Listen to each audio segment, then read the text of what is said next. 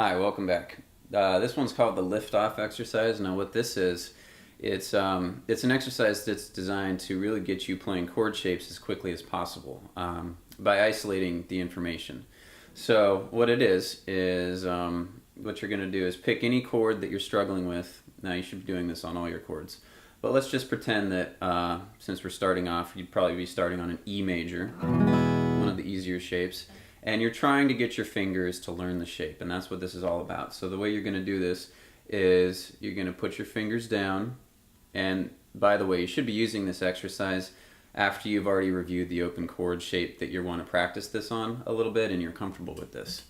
So once you do that, you can come back and check this out. So anyway, so E major is it. You should have some kind of familiarity with E major as a shape. It looks like this. What you want to do is, as you get your fingers, double check all your fingers, make sure that it looks the way you think it is.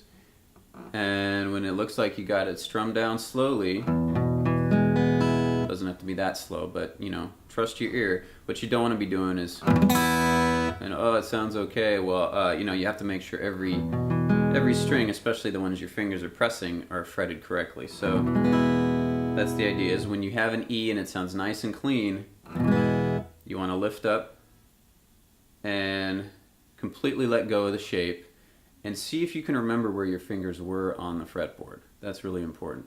So you should, you know, try to be able to see some kind of a ghost image of the chord itself. And then you need to be able to go, okay, what finger went there, what finger went there, things like that. So as you play your E and you lift up, you want to go, okay, what was where? All right, first finger was here, third finger was here, middle finger was here. Does it feel good? You know, ask yourself these kinds of questions, like does it feel really good? Can I adjust my form, my hand grip in some way, that kind of thing. So as you're playing this, strum down. If everything sounds good, lift off. See if you can do it again. But don't do anything in between. That's really important. The idea is you're isolating this completely. So you're just telling your fingers one thing to do, one thing that they're trying to memorize. This is all about muscle memory and just being able to get back to a shape. So, okay, what was E again? See if you can see where the dots were. See if you can put your fingers there.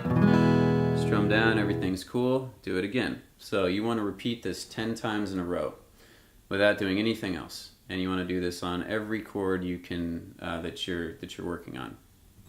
So for your starter chords pack, then you're going to do this on an E.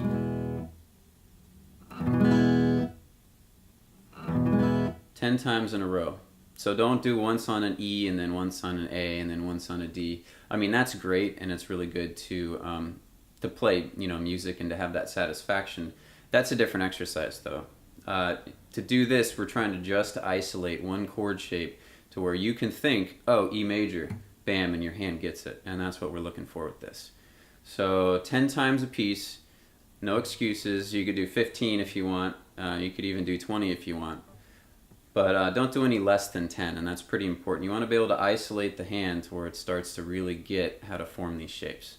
Okay? So I'll see you next time. Good luck. And what you also want to do is you want to make sure that this is regimented as if you were going to a gym with a personal trainer or something. You want to actually, if you're serious about this, you want to make a schedule. Say you're going to practice 5 days or something like this. You want to make this one of your core practice routines that you do. Is that you're going to say you're working on an E and an A chord this week. Is that you want to take your E and go, I'm going to do 10 reps, if you will, of your E shape. Rebuilding.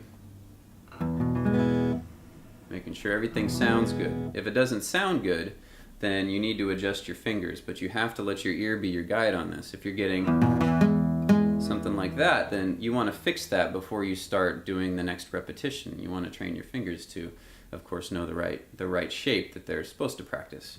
So be very regimented with this. Do this 10 times a day, every day you practice. It's best to do it towards the beginning of your routine because this is kind of tedious and it's not the easiest thing to do. So it's good to get it out of the way. It's good to just kind of power through it and feel really good about it. So do it all on the E if that's your chord. Then switch to the A, do it 10 times.